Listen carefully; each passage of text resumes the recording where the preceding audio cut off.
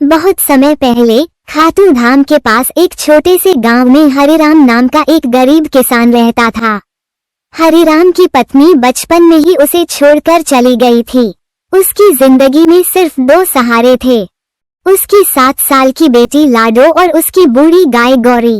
गौरी सिर्फ एक गाय नहीं थी, वो उसका परिवार थी। मरते समय हरिराम की पत्नी ने कहा था, इसे कभी मत बेचना, यही तुम्हारी किस्मत है। लेकिन उस साल राजस्थान में बहुत बुरा अकाल पड़ा। हरिराम का 2 एकड़ का खेत बंजर पड़ा था। घर में अनाज का एक भी दाना नहीं था। ऊपर से उस पर गांव के व्यापारी का कर्ज भी था। हर दिन व्यापारी आकर उसे धमकी देता, अगर तुमने मुझे पैसे नहीं दिए तो मैं खेत और गाय दोनों ले लूंगा। हरिराम टूट गया था। एक रात रोते हुए उसने लाडो से कहा, बेटा, कल तुम्हें मेले में गौरी को बेचना होगा, नहीं तो हम भूखे मर जाएंगे। लाडो, जो अपने छोटे छोटे हाथों से खाटू श्याम बाबा की एक छोटी सी तस्वीर के सामने दिया जलाती थी, बोली, बाबा, गौरी को मत बेचना, मेरे पास श्याम बाबा हैं। हारे हुए की शरण, वो सब ठीक कर देंगे।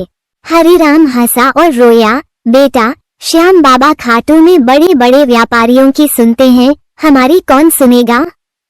हमारे पास तो खाटू जाने का किराया भी नहीं है। लाडो ने जिद की। उसने कहा, बाबा, हम गौरी के साथ पैदल चलेंगे, बाबा हमें जरूर बुलाएंगे। हरिराम अपनी बेटी की जिद के आगे मान गया। अगली सुबह फटे कपड़ों और नंगे पैर वे तीनों निकल पड़े, किसान, उसकी बेटी और उनकी गाय। ये 3 दिन का सफर था।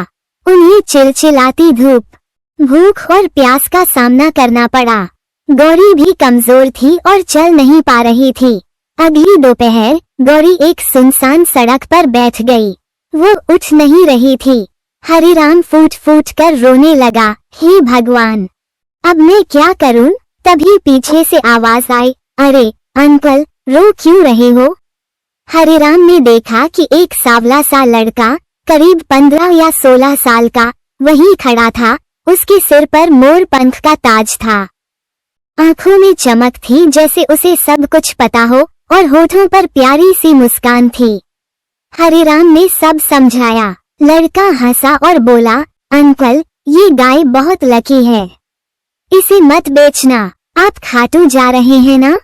मैं भी वहीं जा रहा हूँ, आओ, मैं इसका ध्यान रखूंगा। लड़के ने गौरी की पीठ सहलाई और एक चमत्कार हुआ। गौरी तुरंत उठ खड़ी हुई जैसे उसमें जान आ गई हो। उसकी आंखों से आंसू बह रहे थे। लड़के ने कहा, अंकल, आप आगे बढ़ो, मैं गौरी के पीछे आऊंगा, बस चलते रहो, रुकना मत। हरिराम को न जाने क्यों उस लड़के पर इतना भरोसा था। उसने लाडो का हाथ पकड़ा और चला गया। थोड़ी दूर चलने के बाद लाडो ने पीछे मुड़कर देखा तो वहाँ कोई नहीं था, न लड़का न गौरी। लाडो चिल्लाई, बाबा, गौरी। हरिराम वापस भागा, लेकिन आसपास कोई नहीं था। उसे लगा कोई धोखेबाज गाय ले गया है। वो जमीन पर बैठ गया और छाती पीटते हुए रोने लगा, अरे श्याम, क्या तुमने मेरी गरीबी का मजाक उड़ाया? लाडो रोई, नहीं बाबा, वो धोखेबाज नहीं था, वह तो मेरा श्याम बाबा था, मैंने उसकी आकृति पहचान ली। रोते बिलखते वे दोनों खाटू धाम पहुँचे। मंदिर में हजारों लोग थे। हरिराम बाहर बैठा रहा, अंदर जाने की हिम्मत नहीं कर रहा था। अंदर अमीर लोग सोना चांदी चढ़ा रहे थे, वह क्या चढ़ा सकता था? तब लाडो ने अंदर की ओर इशारा करके चिल्लाया, बाबा देखो, गौरी। हरिराम ये देखकर हैरान रह गया। वहीं गौरी मंदिर के गर्भगृह के सामने खड़ी थी और उसके थन से दूध की धारा बह रही थी, जो श्याम बाबा के पैरों का अभिषेक कर रही थी।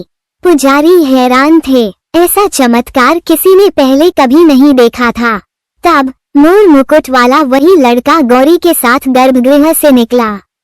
उसने हरिराम से कहा, चाचा, अपनी जमाराशि ले लो, और हाँ, तुम्हारा खेत बारिश में भीग गया है, घर जाओ, फसल तैयार है। हरिराम दौड़ा और उनके पैरों पर गिर पड़ा। वो समझ गया कि यह कोई और नहीं बल्कि खुद खाटू श्याम जी हैं, 3 बाणों वाले। हरे हुए का सहारा। लड़का मुस्कुराया और भीड़ में गायब हो गया। जब हरिराम और लाडो गौरी को लेकर गांव लाए तो उन्हें यकीन नहीं हुआ कि उन्होंने क्या देखा। उनका बंजर खेत हरा भरा था, जैसे अभी अभी बारिश हुई हो, जबकि गांव के बाकी सारे खेत अभी भी सूखे थे। सेठ वहां हाथ जोड़े खड़े थे। उन्होंने कहा, हरिराम, मुझे माफ कर दो। कल रात श्याम बाबा मेरे सपने में आए और कहा, मेरे भक्त को परेशान मत करो, तुम्हारा सारा कर्ज माफ हो गया है। उस दिन के बाद हरिराम की जिंदगी बदल गई। उन्हें समझ आ गया कि श्याम बाबा सोना या चांदी नहीं, बल्कि less than extra _1 greater than सच्चा भरोसा मांगते हैं। और वह भरोसा उनकी छोटी बेटी और उनकी गाय गौरी पर था, जो आज भी उनके आंगन में बंधी है। कहते हैं कि आज भी अगर कोई सच्चे दिल से खाटू जाता है तो उसे रास्ते में गौरी जैसी गाय और मोर मुकुट वाला लड़का जरूर मिलता है। अगर आपको वीडियो अच्छी लगी हो तो लाइक करें और कमेंट में जरूर लिखें। जय श्री श्याम।